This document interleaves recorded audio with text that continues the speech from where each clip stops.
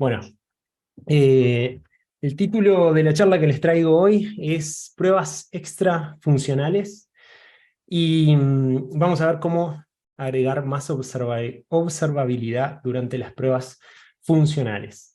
En esta, algo importante, ¿no? En esta charla yo lo que quiero es proponer como una discusión o pensar algo juntos que lo visualizamos como un nuevo rol, este rol del tester extra funcional, que básicamente vamos a ir entrando en detalle, pero lo que busca es tender puentes con otras áreas, ¿sí? Y de esa forma lograr cubrir una gama más amplia de aspectos dentro de la calidad de software. Esta vez no vengo a compartir un aprendizaje o experiencias previas, sino que tiene más que ver con algo que comenzamos a idear, o que comenzamos a experimentar, una hipótesis que tenemos y que estamos viendo qué resultados nos da, ¿sí? Entonces, ya me adelanto, si después me preguntan, bueno, ¿y cómo te ha dado más resultados esto o lo otro? No, estamos recién planteando la idea, se las quiero compartir porque me interesa mucho también el feedback o retroalimentar con más ideas para ver qué camino le damos a esto. Y básicamente lo que voy a estar haciendo es compartirles técnicas, herramientas, ¿sí? Conceptos que creo que que van a ser muy valiosos para mejorar nuestra capacidad de eso, de observar el sistema mientras realizamos pruebas funcionales para poder también dar feedback de esas características mal llamadas no funcionales, que después voy a dar un poquito más de contexto de por qué digo que son mal llamadas no funcionales. ¿Y por qué esto es importante? Bueno, yo creo que me animo a decir que el 80% del testing que se hace es testing manual, del testing funcional, ¿sí? Y hay muchos aspectos que son sumamente críticos para la calidad del sistema, para la experiencia de usuario, que tienen que ver con seguridad, accesibilidad, performance, portabilidad, un montón de cosas que generalmente los equipos lo que dicen es, no, primero hay que enfocarse en lo funcional y eso lo dejamos para más adelante, cuando estemos más maduros. Y al final ese momento no llega nunca. ¿Cuál es el resultado? Que estamos todo el tiempo utilizando software que tiene problemas de seguridad, problemas de performance, tiene mala accesibilidad. Entonces, de ahí es que creo que si nosotros logramos incorporar desde el comienzo eh, este tipo de actividades, mecharlas, vamos a decir, y empezar a detectar riesgos relacionados con estos atributos, vamos a poder tender puentes con los equipos adecuados, poner el tema sobre la mesa y de esa forma lograr tomar mejores decisiones y hacer mejores sistemas.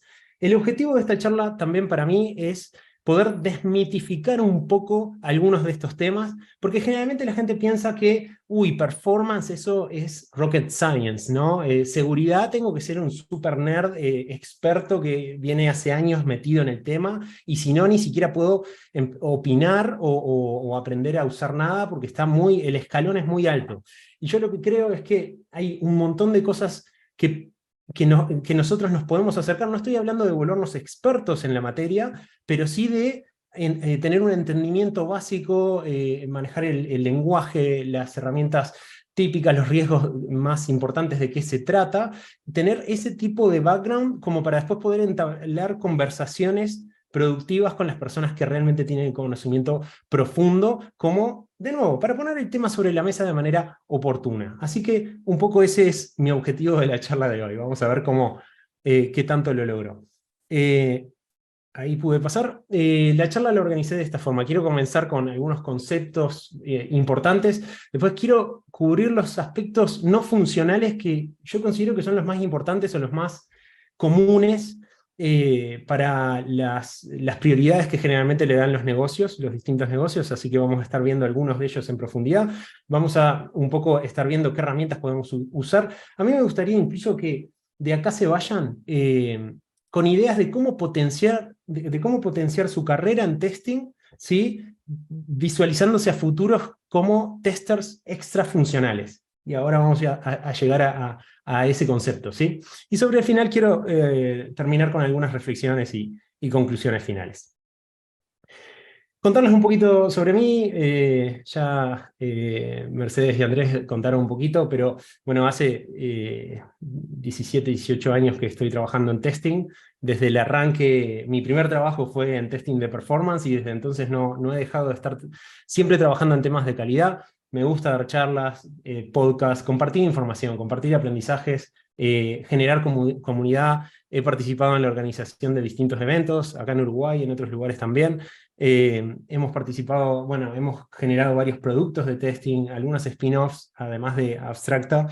El libro que mencionaba Mercedes, algo que me conecta también de alguna forma de esto de que el mundo es grande, pero a la vez terminamos todos conectados de alguna forma u otra.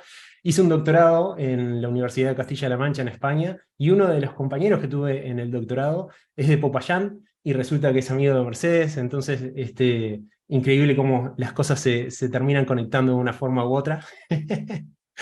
Y bueno, y otra cosa que también comentó Mercedes es que el año pasado le pusimos mucha energía, mucho amor a poder generar una nueva conferencia llamada Quality Sense. Tuvimos la suerte de contar con Mercedes acá en Uruguay, dio una charla magnífica, y bueno, también otro montón de los speakers que sé que están participando estos días en el Qualitas Days, vinieron para acá también, y algunos speakers de Estados Unidos, de Europa, y este año estamos comenzando a organizar en Chile la Quality Sense, y me interesaba también comentarles las fechas, el 9 y 10 de noviembre. Van a haber charlas que se van a poder ver remoto, hay otras que van a ser en persona ahí. Vamos a contar con la presencia de Mercedes, con todo el equipo de Abstracta Chile allá.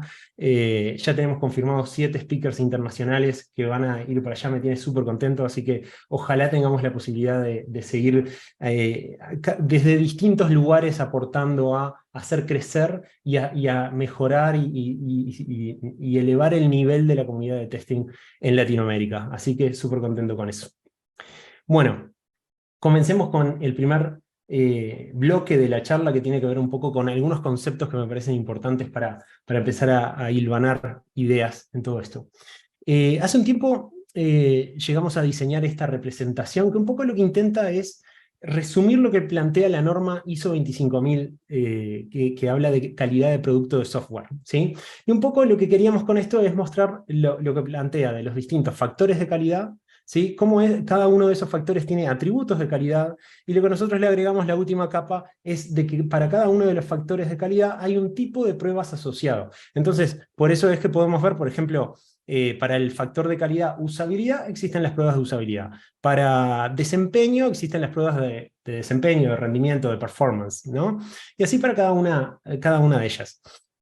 Ahora, existe también una clasificación que se asocia un poco, lo podemos ver acá, es entre lo funcional y lo no funcional, que hoy decía mal llamado no funcional, ¿sí? ¿Por qué? Bueno, lo funcional generalmente, esto aplica para requerimientos, ¿sí? Y para pruebas. Entonces, cuando se dice de pruebas funcionales, se refiere a probar específicamente la funcionalidad, con el cometido que ese software, esa aplicación, ese elemento del sistema tiene como propósito principal, ¿sí? Y cuando se habla de no funcional, generalmente se refiere al resto de características que son un poco más transversales. Y ahí entran la performance, la seguridad, la usabilidad, accesibilidad y otro montón de cosas, ¿sí? Acá, entonces, podemos ver que esa clasificación lo que nos deja es que todo lo funcional es lo que está en ese triangulito, y lo no funcional es todo lo demás. Pero la verdad hay una delgada línea, yo podría decir en muchos casos, que entre qué es algo funcional y no funcional, ¿sí? Y me acuerdo de una charla de Gustavo Vázquez hace muchos años, cuando yo recién estaba comenzando. Gustavo fue mi primer líder y mentor cuando comencé como tester de performance. Y él dio esta charla donde ponía un ejemplo de un airbag, ¿no? El airbag de un auto. Y él decía, si el airbag de un auto no funciona a tiempo, o sea, con velocidad, entonces no cumple su función. Entonces, la velocidad de ese airbag? ¿Es un requerimiento no funcional o es funcional? Porque si no, si es lento, entonces no cumple su propósito, ¿sí? Entonces, eso ya es algo como para empezar a ver que hay muchas cosas que, si funcionan lento, ni siquiera funcionan, no se puede considerar que cumple con su funcionalidad, con su propósito. incluso si pensamos un sistema que anda lento, o un sistema que se cae, vamos a decirle, ¿no? Ese sistema no está cumpliendo su propósito, entonces es un problema funcional en sí, ¿sí? Otro ejemplo para mostrar cómo está todo interconectado, ¿no? Eh, un ascensor funcionaba lento, ¿sí? Esto es una historia que me contaron, un referente de performance llamado Scott Barber. Él decía que en un lugar un ascensor andaba muy lento, entonces en lugar de pensar cómo cambiar los engranajes y cómo hacer que el motor vaya más rápido para no sé qué, no, la solución que encontraron, que propusieron, fue poner espejos dentro del ascensor. Y gracias a eso, la gente dejó de quejarse de la lentitud del ascensor. El ascensor seguía funcionando a la misma velocidad. Pero ¿qué pasó? Cambió la experiencia de usuario. Porque la gente, no sé, entraría al ascensor y en esos segundos que demoraba se ajustaba la corbata. Ni idea. Pero a lo que voy es que cómo algo que mejora la experiencia de usuario termina compensando un problema de performance, una lentitud en el sistema. Entonces, si bien estos atributos son cosas separadas y están, cada uno tiene su forma de probarlo, también todo está interconectado y unos afectan a otros, y de ahí es que destaco la importancia de que cada uno desde su rol, porque nosotros típicamente decimos, ah, no, yo soy tester funcional, entonces al resto de las cosas no le presto atención, pero en realidad el resto de los factores de calidad también afectan a la funcionalidad. Si yo soy tester de performance, también tengo que mirar otros aspectos de usabilidad, de seguridad, porque seguramente esas cosas tengan una incidencia en lo que hoy es mi foco principal. De ahí es ese planteo también de, por un lado, la diferencia entre lo funcional y lo no funcional, y después la separación de esos atributos de calidad, que tampoco lo veamos como un silo, como algo que nos divide, sino que son todo componentes que hacen a la calidad del producto y a la experiencia de usuario en sí. Tengo un ejemplo también con respecto a la seguridad. Si yo tengo un sistema bancario, ¿sí? Ese sistema de e-banking tiene que ser seguro, porque si no es seguro, no cumple su funcionalidad, que es la que yo pueda estar tranquilo de que mis ahorros están depositados en un lugar y que nadie me los va a robar, digamos.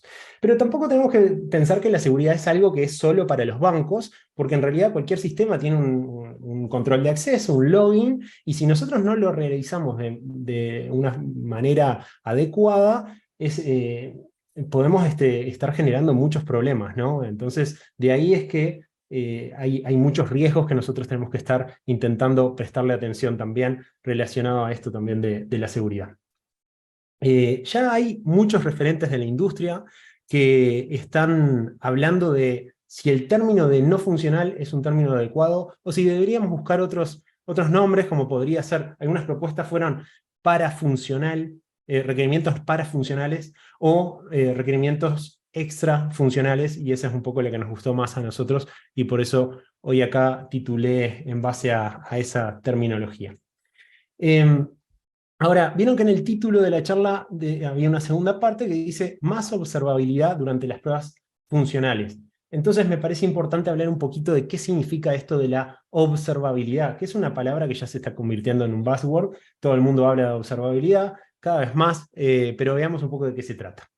Un poco el concepto habla de la capacidad del sistema para poder entender el estado interno de qué es lo que está pasando dentro del sistema, solamente observando sus entradas y salidas, ¿sí?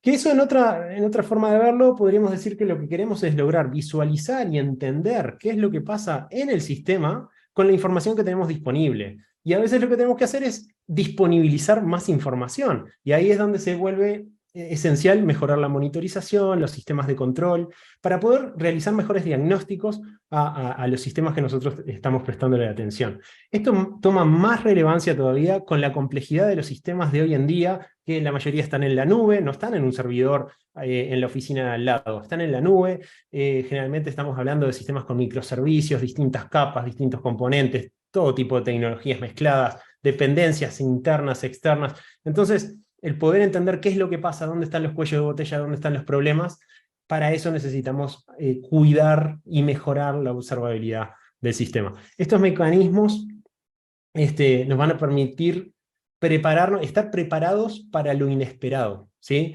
La típica que pasaba antes era, cuando yo tenía un error en producción, necesitaba, si no tenía información suficiente de lo que había pasado, necesitaba agregar logs, prender alguna herramienta que me empiece a monitorizar otra cosa, no sé qué, y cuando tengo todo eso le digo, bueno, reproducí el error. intentemos ejecutar otra vez lo mismo, para ver si logro capturar más información para ver qué pasó. Ahora la idea es que uno a posteriori debería tener suficiente información como para hacer un análisis post-mortem, vamos a decir, sin tener que volver a ejecutar ese incidente, ¿sí? Este tipo de cosas son especialmente buenas para bugs en producción, aspectos de seguridad, aspectos de performance, pero eso, de nuevo, para entender qué es lo que pasa dentro del sistema. Entonces, eso es lo que tiene que ver con observabilidad. Se hablan de la observabilidad con tres pilares. Uno son las métricas, que puede ser todo lo relacionado a obtener distintos KPIs, como los tiempos de respuesta, el CPU, memoria, disco, errores, todo ese tipo de cosas. Después tenemos los logs, ¿sí? Que básicamente son líneas de texto con su timestamp, ¿no? Con el tiempo en el cual se guardó ese registro de texto.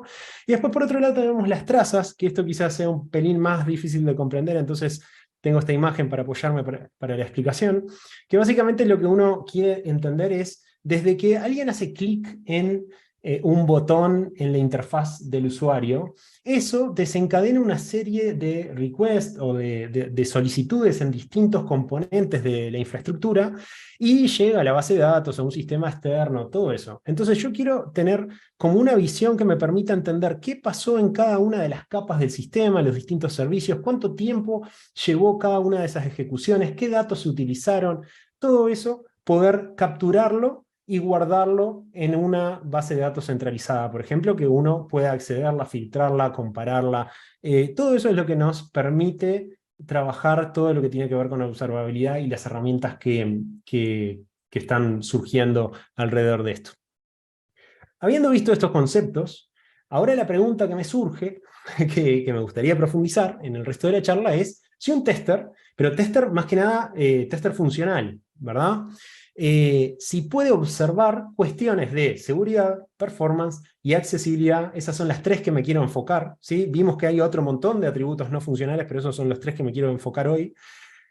Si puedo ponerme a observar cuestiones de seguridad, performance y accesibilidad mientras yo ejecuto las pruebas funcionales, pero además sin perder el foco de mi prueba funcional, porque tampoco quiero irme por las ramas y dejar desatendida mi misión principal, ¿no? Mi objetivo principal en mi rol. Entonces, esa es un poco la pregunta. Yo creo que sí, que la respuesta es que sí, que lo que es importante es aprender distintos conceptos, tenemos que prepararnos, ¿no? Con herramientas y algunas cosas más, y creo que podemos llegar a ser muy efectivos, muy eficientes en esta tarea de hacer testing funcional, pero ir observando otras cosas, detectar riesgos y, como decía hoy más temprano, traer temas sobre la mesa de manera oportuna, ¿sí? Son atributos muy importantes, estos tres en particular que estoy mencionando, y de nuevo, generalmente la gente los deja para una etapa más adelante, cuando estemos más maduros, cuando haya tiempo, y eso termina no sucediendo nunca, y por eso a mí me interesa ver cómo podemos irlo mechando de manera más temprana e ir tendiendo puentes.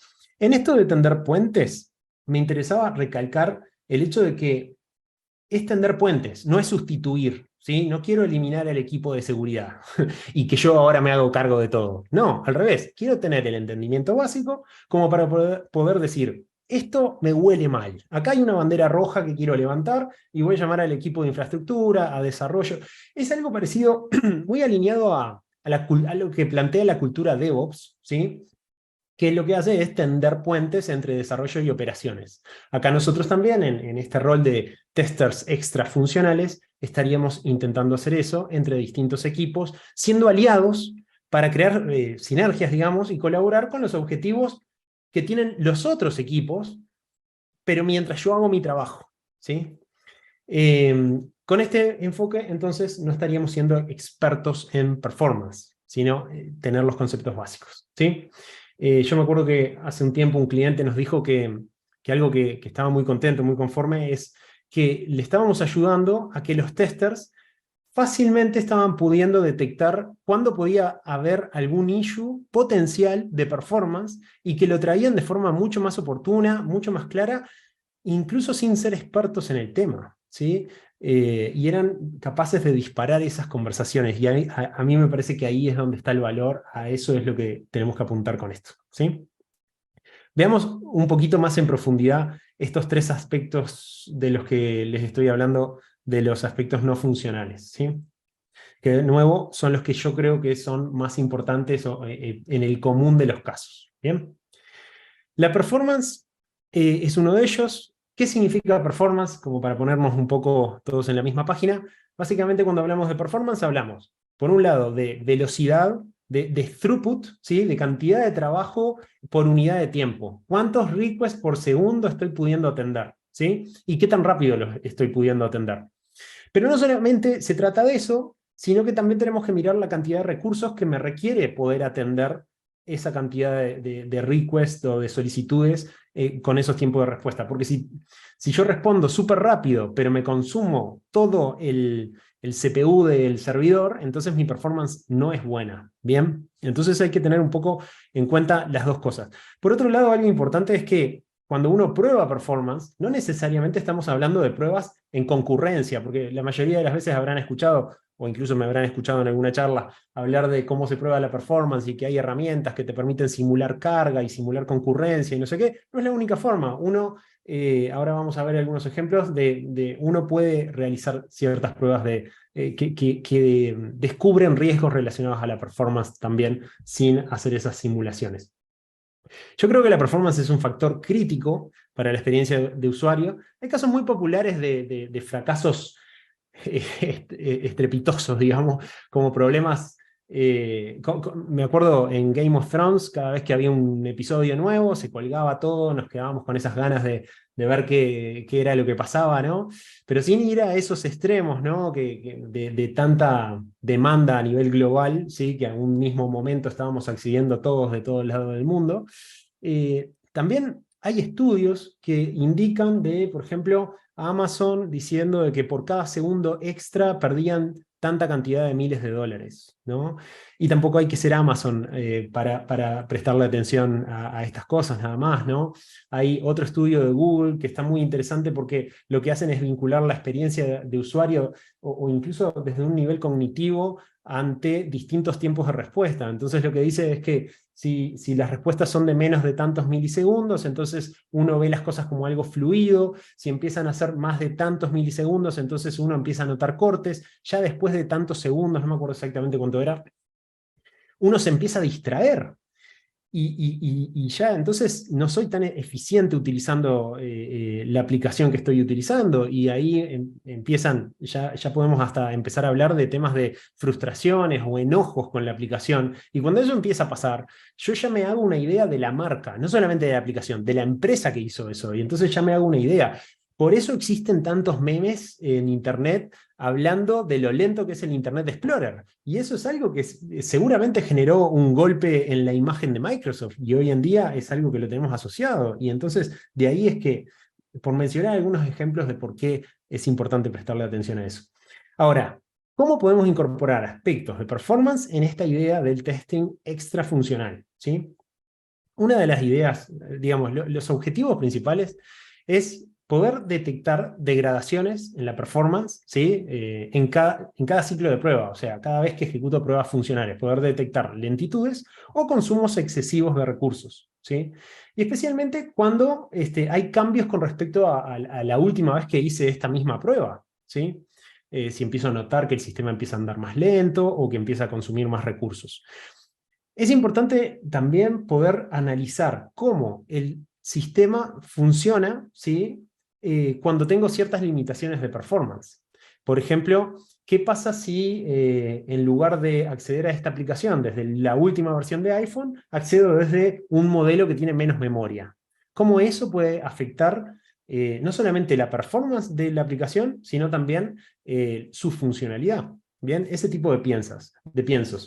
Y después hay algunas otras pruebas que son interesantes considerar, como por ejemplo hacer una simulación de carga o saber que existe una carga sobre el sistema y yo mientras hacer pruebas funcionales o pruebas de volumen, ¿sí? Con grandes volúmenes de datos, porque la performance no se ve solo afectada por la concurrencia, sino también por el volumen, por la cantidad de datos o la limitación de recursos, como decía.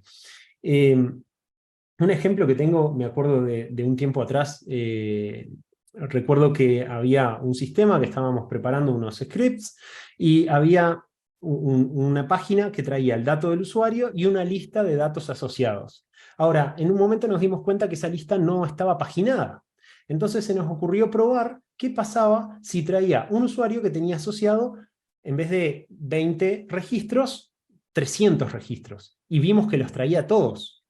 Y entonces empezamos a hacer un poco más de pruebas y veíamos que en ese tipo de situaciones, que no eran tampoco tan locas, ¿no? Eran cosas que podían suceder en la realidad, terminaban enviándose respuestas al cliente, al browser, que pesaban megas, y eso saturaba la red, y eso generaba otro montón de problemas. Entonces, entender cómo funcionan estas cosas y a qué cuestiones prestarle atención, me disparan riesgos, me disparan otro tipo de pruebas que me permiten descubrir cosas súper interesantes que hay que ponerlas sobre la mesa y hay que trabajarlas, ¿no? Algunos conocimientos generales que me parece que son importantes poder tener para ser eficiente en esto, es poder diferenciar entre lo que es la performance del lado del cliente y la performance del lado del servidor. Entender qué cosas afectan a cada uno de estos componentes. Porque, por ejemplo, si yo tengo un sistema que tiene la posibilidad de realizar búsquedas, ¿sí? Esas búsquedas van a generar carga en el servidor, porque seguramente va a tener que ir a buscar registros sobre la base de datos y qué sé yo, pero si yo ya tengo cargada una lista en el browser, en la pantalla, y quiero ordenarla, eso no va a generar nada del lado del servidor. Seguramente sea un JavaScript que ordena los registros que estoy viendo en la pantalla, ¿sí? Entonces, ese tipo de entendimientos son los que está bueno empezar a ganar, a entender, para poder hacer buenos análisis en este sentido. Entender las de arquitecturas, de los distintos componentes, cuáles son los roles, qué es lo que tengo que medir en cada uno de esos componentes como para saber qué es lo relevante en cada uno de esos casos.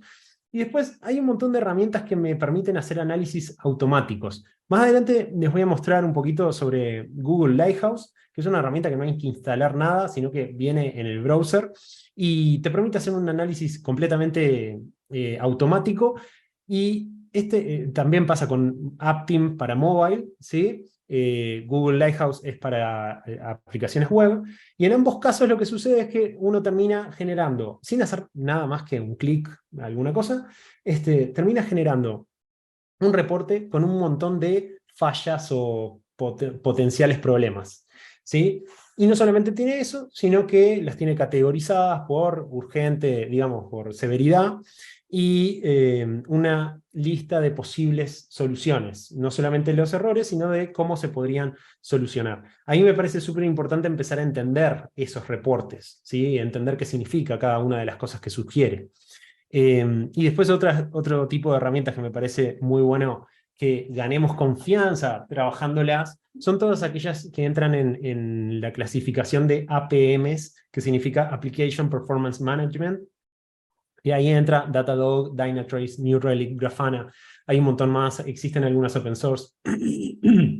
Pero básicamente estas herramientas lo que hacen es capturar toda esa información de observabilidad que hablaba antes, las vuelcan en una base centralizada y te dan una interfaz web para uno poder navegar esa información, accederla, explotarla, ordenarla, clasificarla, ¿sí? Y entonces el poder estar ejecutando pruebas y viendo cómo lo que yo ejecuto genera determinados movimientos en los distintos componentes del sistema, creo que puede ser muy, muy beneficioso.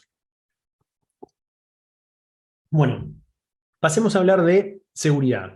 Básicamente, seguridad habla de poder proteger los datos y los recursos del sistema ante accesos y usos no autorizados, ¿sí? Evitar todo tipo de daño. Estamos hablando de confidencialidad, de integridad, de disponibilidad de la información. Esto es fundamental, ya estuve comentando algunos ejemplos, pero a mí lo que me pasa es que cuando veo un sistema que me demuestra que no es seguro, dejo de confiar inmediatamente. Me ha pasado varias veces de que me olvido de un password, imaginemos, y entonces le pongo a la opción de recuperar la contraseña y me la mandan por mail en texto plano. Listo.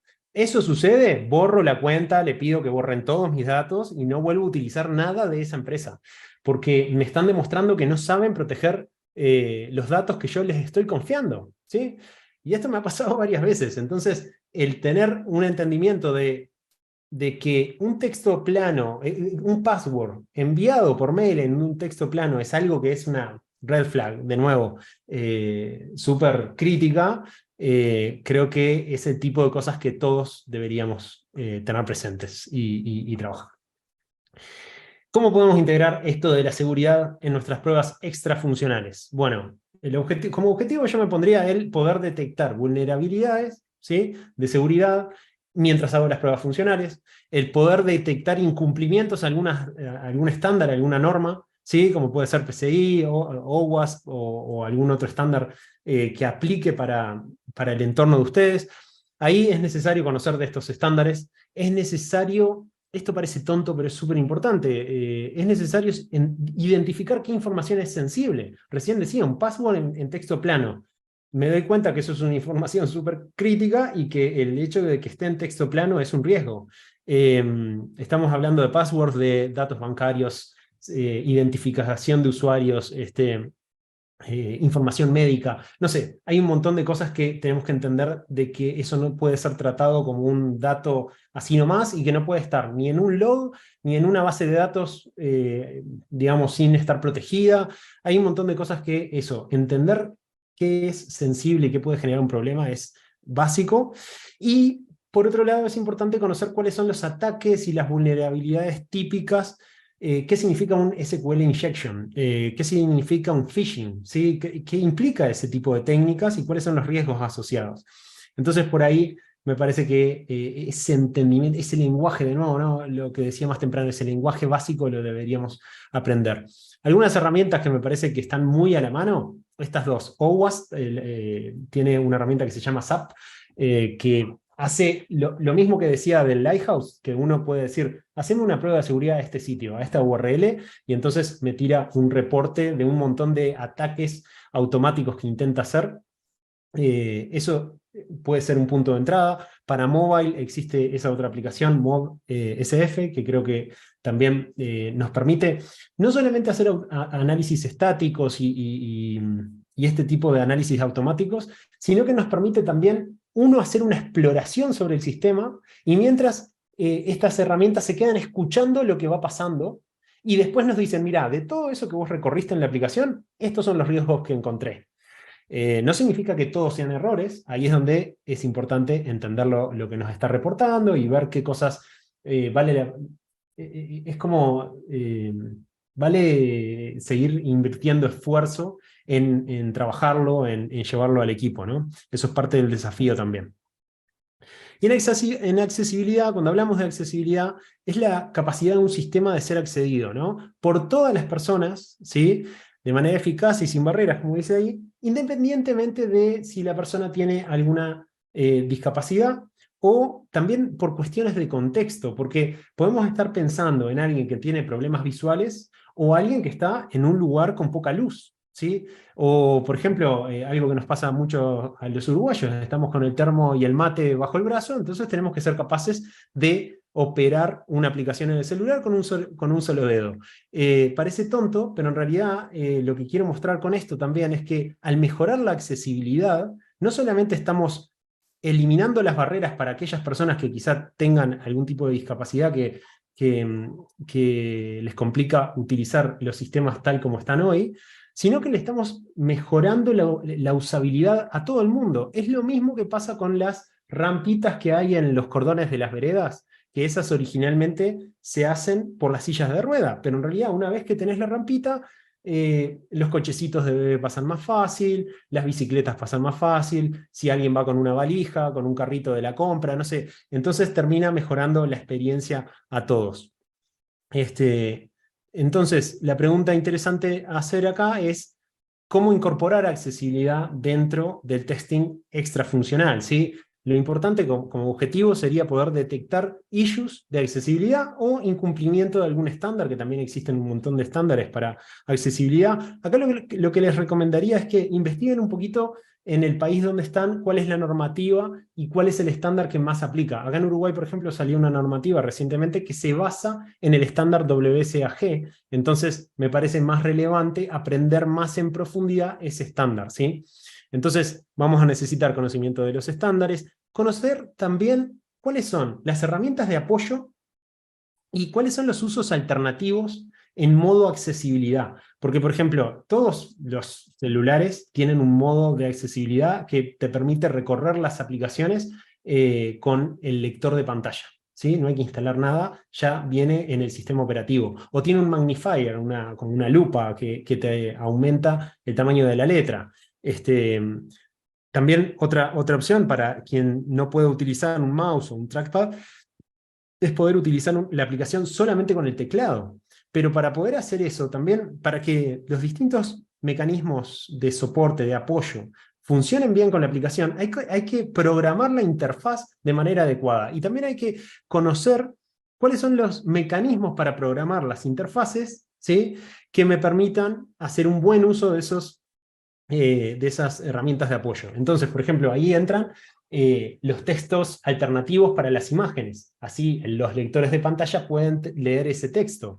Entran las etiquetas ARIA, que es otro estándar. Entra el orden de tabulación. ¿Sí? Vieron que cuando uno va apretando Tab, se van seleccionando distintos elementos. Si eso no tiene un orden adecuado, la experiencia de uso solo con teclado es horrible. Entonces hay que prestarle atención a esas cosas. Hay muchas herramientas, estas que están listadas acá, todas tienen una versión gratuita. El Lighthouse, que lo mencioné antes, también hace un análisis de accesibilidad. Entonces, creo que hay un montón de cosas que están muy a la mano como para comenzar a poder incluir este tipo de pruebas en las pruebas funcionales que nosotros hacemos.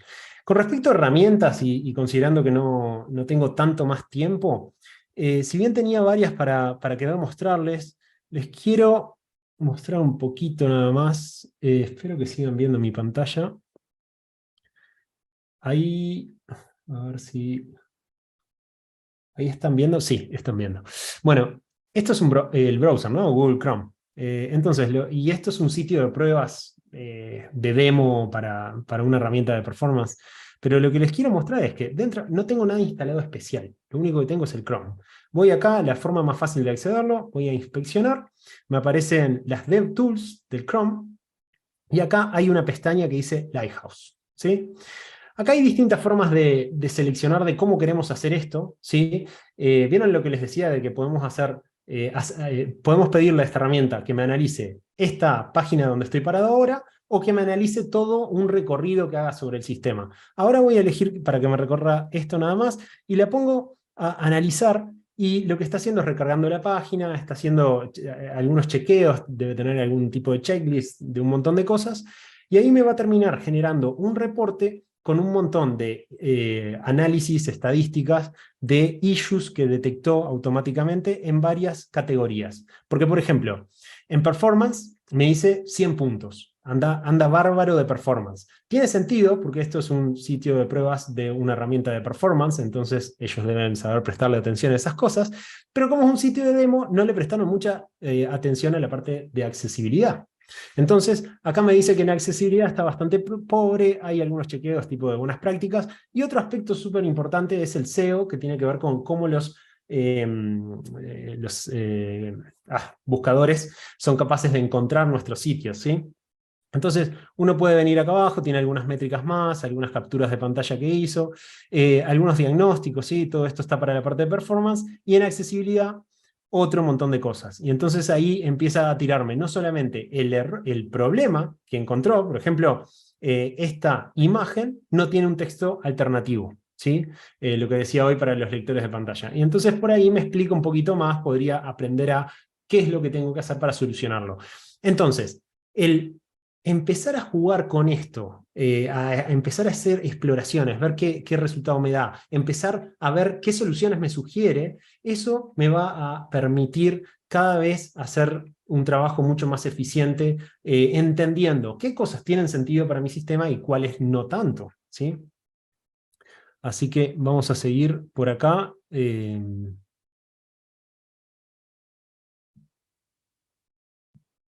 ver ahí.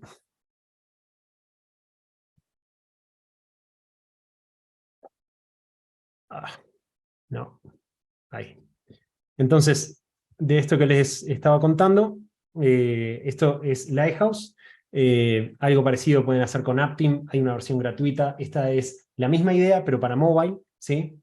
Después, SAP, que la mencioné antes, es la misma idea, pero para seguridad, ¿sí?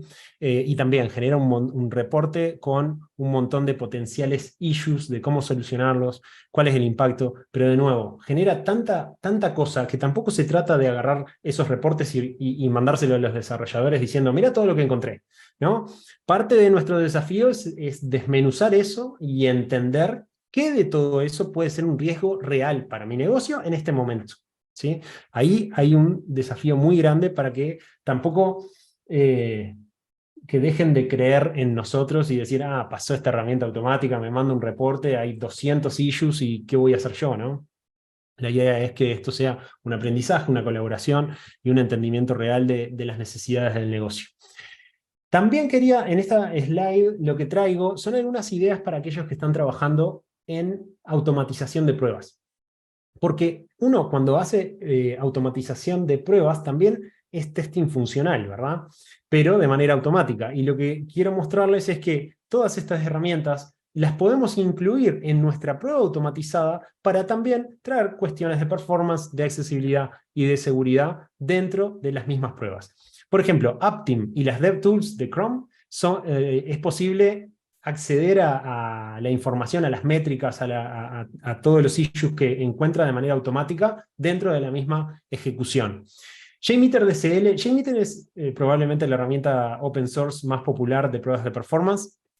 Nosotros implementamos una librería open source llamada JMeter DCL, que lo que permite es codificar en Java los scripts de performance utilizando JMeter, ¿sí? Y algo que le agregamos hace relativamente poco es la posibilidad de tomar scripts de Selenium y convertirlos en scripts de JMeter.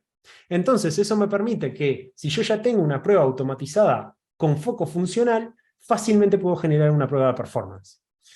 El SAP de OWASP también se puede integrar en nuestras pruebas. Axe, la herramienta de accesibilidad, también se puede integrar en nuestros scripts automatizados. En particular les quería mencionar Maven, que es una de las herramientas low code de Test Automation, que ellos ya incluyen la posibilidad de hacer chequeos de accesibilidad integrado en su propia plataforma. Entonces, de ahí para mostrarles también de que si están en Test Automation, también todo esto podría ser algo que lo incorporen dentro de sus pruebas. Y estamos hablando de herramientas, estamos a comienzos del 2023, así que el ChatGPT es otra de las herramientas que ahora estamos considerando prácticamente para todo.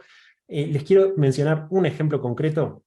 Si bien le estamos dando con todo en abstracta para entender de qué formas le podemos sacar provecho para testing en concreto, algo que les quería traer como ejemplo relacionado a accesibilidad es que le podemos decir, imagínate que sos un experto de accesibilidad en el estándar WSAG y quiero que me cuentes cómo funciona, cuál es el criterio 1.3.2 de la norma. Y ahí te lo explica. Bueno, simplifícamelo porque no te estoy entendiendo. Dame ejemplos.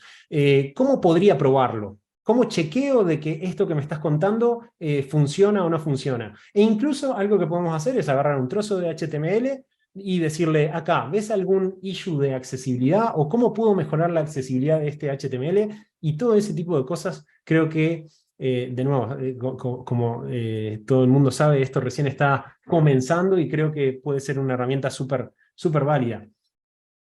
Para seguridad también, no sé, creo que para todas las cosas que estuve mencionando vale la pena probar, hacer el experimento de cómo nos puede ayudar.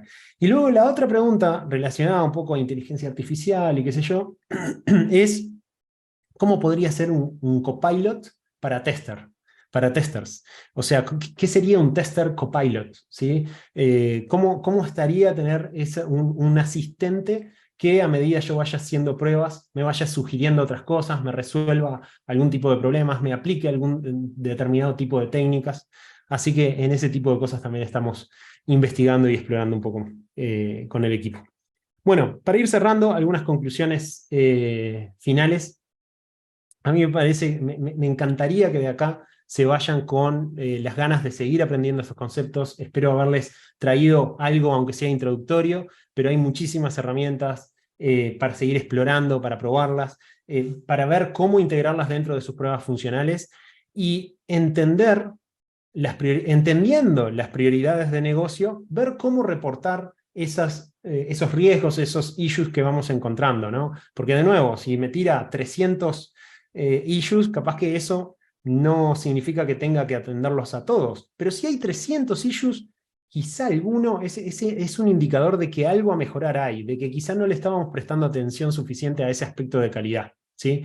Y por otro lado, si la herramienta te tira que estás bien, no significa que estás 100% bien, hay cuestiones para revisar. Y todo esto, para poder hacer un buen trabajo, hay que entender un poquito más del tema.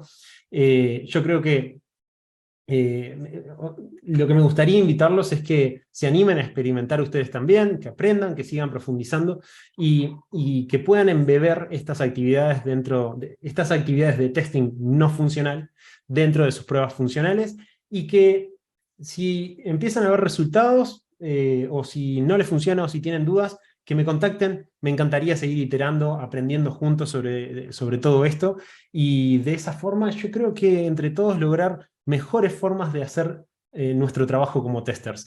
Les dejo también el comentario de que en Abstract Academy tenemos varios cursos donde estamos intentando agregar esos complementos al testing funcional para que, incluso lo hacemos propiamente para nuestro equipo, pero también los ofrecemos para afuera, para poder que desde el testing funcional tengamos otro tipo de conocimientos alrededor de eso.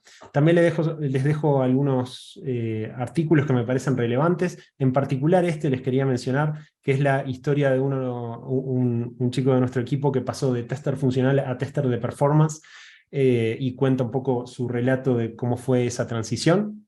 Y bueno, espero que haya sido la charla de su agrado y no sé si nos quedan algunos minutitos para alguna pregunta. Sí, claro que sí. Muchas gracias, Fede. Increíble. Nos dejaste con un montón de incógnitas. Yo creo que daría para hablar días enteros esto. Impresionante. Estamos hablando acá justo que nos pusimos a ensayar con ChatGPT unos scripts de performance y tira, saca algunos casos, le falta un poco como objetividad, organizarlos un poco más. A veces, incluso si le pides que te analice un requisito y la ambigüedad del requisito, te muestra las ambigüedades. Y si le dices, genérame unos casos de prueba con la técnica que tú quieras, él los hace, pero tal vez le queda como faltando todavía ese análisis. Esa es la parte que da un poco de miedo te lo responde con tanta seguridad, ¿sí? Que uno dice, esto tiene que estar bien. Pero ahí es donde uno tiene que chequear doblemente. Uno de los primeros experimentos que hice, digamos, fue explicarle un problema con distintas variables. Decirle, mira, tengo una variable con estos valores, otra variable con estos valores, quiero que me hagas combinación por pares. Que eso, la técnica de combinación por pares lleva todo un algoritmo, una cosa por detrás. Sí. Y el chat con plena confianza me dijo, acá tenés la tabla de valores combinados, no sé cuánto. La saca. Y cuando empiezo a mirar, no había aplicado la Le queda- técnica de combinación por pares, sino la de producto cartesiano. Entonces, ahí es donde es importante que nos apoyemos, pero a la vez con criterio, ¿no? Chequeando doblemente cada una de las cosas que nos sugiere. Tiene su límite, hay que ir con mucho cuidado, porque Por me supuesto. pasa igual. También utilicé la de por pares y luego le pedí que hiciera partición de equivalencia y estaba como que no, la cobertura se le quedaba corta. Bueno, voy a dejar a Andrés para que haga preguntas porque aquí no te... Sí, sí, no, y créeme que como decía Fede, en Abstracta, al menos toda la semana le estamos dando duro a ChatGPT. Es lo que Así corresponde, que ¿no? No hay que quedar sí, afuera no hay que quedar afuera de la ola, digamos, porque está planteando una revolución y nosotros como testers creo que tenemos que prepararnos para hacer un buen trabajo, para tener ese análisis crítico, esa visión crítica a lo que nos está respondiendo, a los usos que se le está dando la herramienta en todos lados, pero creo que da para otra charla mucho más extensa también. así es. Vale, Fede, vamos con las consultas que nos están dejando aquí el público Dale. aquí en el chat. ¿Ya? Melissa nos pregunta lo siguiente. Con respecto a la usabilidad, ¿recomiendas hacer un curso de UX? De UX?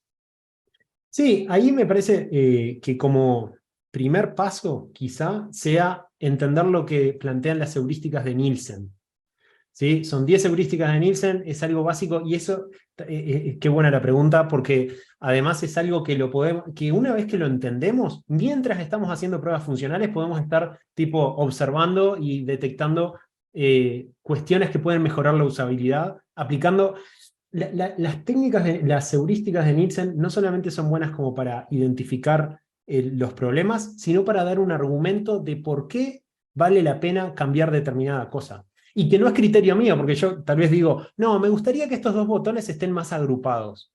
No, pero a mí no me gustan así, a mí me gustan de esta otra forma. Ok, pero hay un argumento, hay un estudio realizado con un montón de personas que justifica por qué tiene que distribuirse de una forma u otra, ¿no? Entonces, por ahí creo que la primera recomendación iría a estudiar las heurísticas. Si el tema le apasiona, seguro que un curso de UX puede sumar un montón también. Vale, gracias, Fede. Candy nos hace la siguiente, en realidad nos hace dos consultas de una. O WhatsApp, ¿tiene soporte para pruebas mobile? Y la segunda pregunta, ¿qué pasa si quiero detectar issues de accesibilidad y mi aplicativo es internacional? ¿Bajo qué estándar me debería regir? Bien. Con respecto a WhatsApp, lo que podés utilizar mucho es a nivel de los servicios. La capa de servicios podrías, por ejemplo, seguramente tu aplicación móvil tiene un acceso al backend a través de una capa de servicios. Podrías experimentar ahí. Para mobile está esta Mob SF, que la nombré también, es acceso gratuito. O sea, por ahí comenzaría a experimentar. Con respecto a accesibilidad, yo creo que lo que mencioné en la charla más temprano, intentaría investigar cuál es la normativa en el país donde esa aplicación va a estar funcionando, ¿sí? Y en base a eso orientaría mis estudios, mi preparación, ¿sí? Creo que ir con el estándar de la W3C es bastante seguro porque es un estándar muy reconocido, entonces ante la duda arrancaría por ahí también. Vale, gracias, Fede. Luis Torres, primero que nada, gracias Luis Torres por estar los 3 días. No ha preguntado los 3 días, así que gracias Luis Torres. Nos pregunta, ¿alguna herramienta para medir el performance en sistemas construidos en la nube? Bueno, todos los APMs, generalmente, por ejemplo, Datadog es el que nosotros estamos más promocionando ahora. Ellos se ofrecen como cloud native, ¿no? Es como, están pensados para la nube, pero tanto New Relic, Dynatrace, todos esos también están. Todo lo que tiene que ver con APM se conecta ahí. Ahora, si estás en la nube de Amazon, tenés CloudWatch. O sea, la propia infraestructura de nube te brinda accesos a herramientas que te ofrecen ese tipo de información. Así que ahí yo creo que empezaría a conversar con la gente encargada de la infraestructura, a ver qué herramientas están utilizando ellos y iría por ahí. Vale. Nelson nos consulta, en herramientas e inteligencia artificial, ¿a qué podemos empezar a prestar atención? Bueno, ya mencioné el ChatGPT, pero además de eso, hace toda esta movida de herramientas low code para test automation, lo que plantearon mucho fue la idea del auto-healing de los selectors para la identificación de elementos en una interfaz en la automatización. Eso es una de las cosas, pero claro, prestarle atención, o sea, bueno, uno, entender qué es lo que hacen y en todo caso verificar que lo hagan bien, ¿no? Pero se supone que las herramientas ya están incorporando ese tipo de facilidades, pero más allá, yo siempre, algo que siempre decía es, no me importa si lo haces con Machine Learning o si hay 25 personas atrás clasificando elementos en el momento, lo que importa es la funcionalidad, ¿sí? Entonces, sobre herramientas, creo que también algo, más allá del chat y de estar un poco enterado de todo esto, de lo que va surgiendo, creo que también es interesante entender un poquito de cómo funciona, para entender cómo hay un cambio de cabeza también. No estamos ante sistemas que son determinísticos, que es tipo, le mando una entrada y siempre voy a tener la misma salida, que era lo que sucedía antes quizá más típicamente. Así que creo que motivaría un poquito a que escarben en qué significa inteligencia artificial, modelos de machine learning y todo eso. Vale, Fede. Jesús nos hace la siguiente consulta y nos pone en el siguiente postulado. Veo a muchos QA no funcionales que mencionan que el QA funcional ya no se va a ocupar en unos años, lo cual veo que no es verdad. Mientras haya sistemas se necesitan los dos. Mientras haya sistemas se necesitan los dos.